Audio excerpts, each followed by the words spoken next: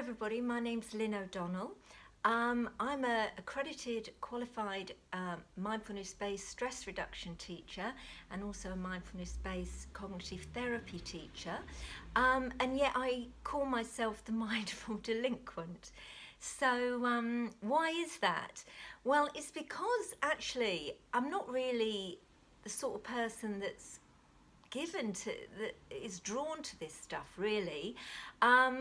You know, I don't really like it, can't be bothered, bit cynical maybe. But crucially, I do it every day, and that's the most important thing. And the reason why I do it every day is because of the real tangible relief and benefits that it's brought into my life. About 10 years ago, my health went. I got very sick, and at one point I was pretty much in bed the whole time for about 4 years. A bit like, you know, when E.T.'s in the tent, and he's dying, and Elliot's sitting next to him, and the flowers wilting. Well, that's what it was like. That's what it was like, you know. So the thing that got me through that was starting to listen to mindfulness. People like Tara Brach, Jack Cornfield, Jonathan Faust, Thich Nhat Hanh. I started listening to those, and then actually practicing mindfulness. So, you know, I would, and then obviously I went on to qualify as a teacher, latterly went on to do my qualifications. So really, I guess my purpose is that I would hate anybody to suffer the way that I did at that time, because I had an incorrect understanding of what mindfulness actually is. So I'm drawn to share that with you via talks and whatever, and my aim is, I think, to normalise it, make it a little bit funny, laugh at this human condition, make it very accessible, but equally relying very much on the core teachings of what's described as the Dharma and the MBSR and the MBCT models, and also insight meditation. So to that end, I'm running a series of talks throughout 2019 down here in Bournemouth at the lovely Shelley Theatre, very historic venue, and also up in London in St James Church at Piccadilly, where the Alternatives venue is. The first one that I'm going to do is about how we can include mindfulness into our daily lives without it becoming yet another pressure. Yeah, you know, we're so busy, we've got so much to do, and yet we're supposed to do mindfulness as well. So how do we do that without it becoming a burden? You know, the funny thing is, if somebody told us that eating a bar of chocolate for breakfast, I mean, you might do that, I do sometimes. But if somebody told us that to do that, we would experience incredible benefits, both physical and emotional benefits, then we'd all be doing it, wouldn't we? There'd be no problem. Everybody, the world would be on the path to enlightenment, and there'd be no stopping us.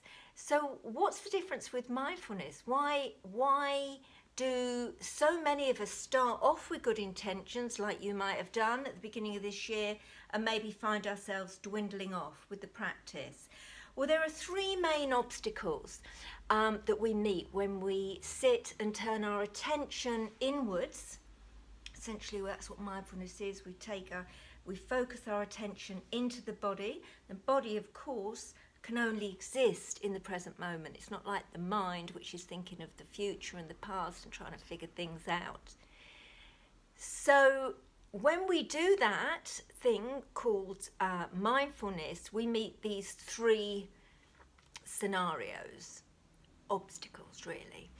And the first one is, well, it can feel like a bit of a doing. It can feel like yet another thing to do.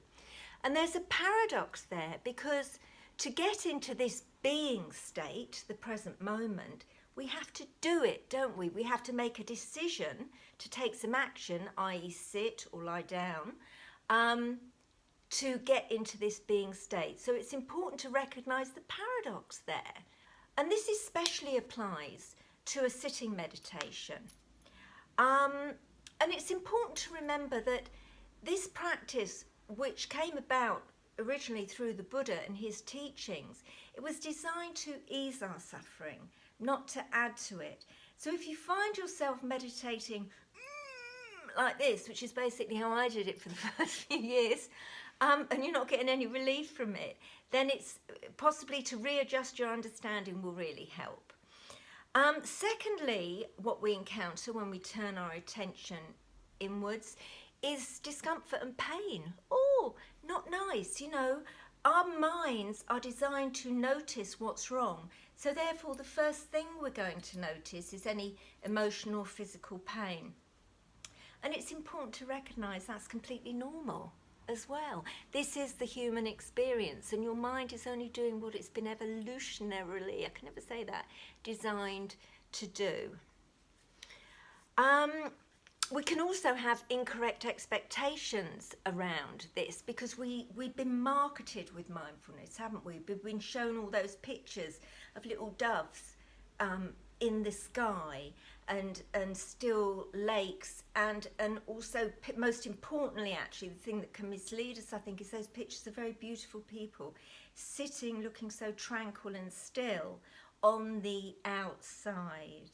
And that's the crucial thing, because inside, just like us, they are meeting their internal experience, but it's the way that they hold it which transforms that, and we can get to that space of feeling okay with what's here, even if it's not okay. So the third thing is, and this is a bit of a bummer, okay, is it's not a quick hit. It's not like a glass of wine, it's not like a bar of chocolate, and it's not like buying a pair of shoes online or whatever. So it's important to realise that as well, because if we don't understand that, then we can think, I'm not doing it right. So fortunately for us, with correct knowledge, we have an antidote, if you like, or countermeasures for these obstacles that I've just mentioned.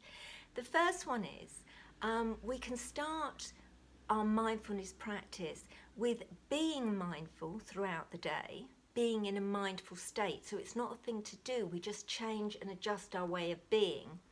And secondly, we can do a lying down meditation, sweet bliss. I love doing those. I don't have any problem doing those. The sitting meditations we can do a little bit later, or start with very short practices. It is worth doing, but it's just a part of it. And it's certainly not, you don't have to do it initially, especially if you find your internal experience, as I did, and do sometimes, quite challenging. So Eckhart Tolle, who I think is amazing, I listen to him an awful lot, talks about being in the mind less. So therefore mindfulness could be called mindlessness.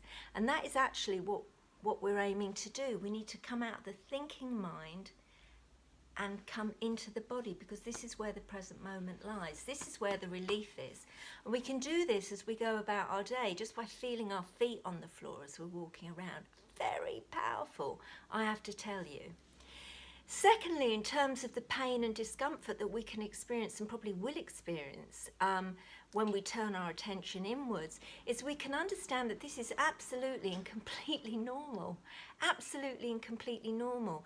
Now, fortunately for us, there are skillful means that we can hold this, and it's that which transforms our experience. It's that which is why you see the people and the pictures of Buddha and all these pictures of very peaceful people. That's what's going on. It's not that they don't have the whirling mind or the aches and the pains and what have you and all the problems in their lives. It's that it's the way they're holding it. Okay, this is very important information for us to know. It's the way that we hold it. In the Buddhist language, it's called the lion's roar. Okay, it means that we can be so brave because we know that we can hold anything that arises. And I know this from my own experience when I was, in that primal state of pain, both emotional and physical, that I went through for many years. Before I really understood this practice. Thirdly, it's not a quick hit, it's not a glass of wine and all the rest of it. Well, what we have to do is adjust our expectations there. Very often, how you feel when you're doing it has got nothing to do with how you'll feel the rest of the day off the mat, as they call it in mindfulness circles. You can suddenly find yourself, just experiencing, just looking around and feeling like, blimey, I'm a bit peaceful here. What's gone on? It's got nothing to do with your experience on the mat. What the Buddha said himself was try it for yourself and see. Don't believe a word I say, he said. Try it for yourself and see. So that's the thing. If we put the action in, we will get the benefits despite ourselves. I've got to be honest, I was really quite cynical. I was a bit like, the whole thing kind of got on my nerves, my wick a bit. But as I tried it, I was like, okay, there's really something in here. There's really something in here. So we can also take comfort in all these studies that have been done, over 3,000 studies now. Something changes in the brain. Thank God for science. I love the science part of this.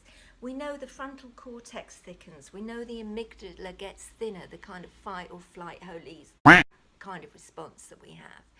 So we can take, that can be our comfort. We can go, oh, okay, it's happening elsewhere. I just need to put the action in. That's all we have to do. And not like it, like me, not want to do it like me. We hold not wanting to do it. We hold not liking it in loving kindness. The fuel, if you like, the incredible, powerful fuel of mindfulness. This is what changes our experience. So this is very good news. We don't have to aim for perfect practice. What we aspire to is skillful practice. Okay, there's a difference. So look, I hope you can join me in London. The first one in London is on the 11th of February, and the first one at the Shelley Theatre is on this month at the January, on the 26th of January. The tickets are in the links below. You can go to my website, www.themindfuldelinquent. You can sign up and I'll send you occasionally, very occasionally, newsletters if there's something to let you know about. Go onto my Facebook page. Be lovely if I give you a like. I need more Chumley Warners, more friends. And I hope you enjoy my Instagram posts and the little walls that I do. It'd be lovely to hear from you. So that's it. So look, I hope to see you over this next year. Gone on too long, as per usual, but hit the links and I hope to see you this year, if not at the next ones. Bye-bye. Ta-ta, ta-ta for now. Just get right. Right, okay. Jokes away. Feeling good as it'll get.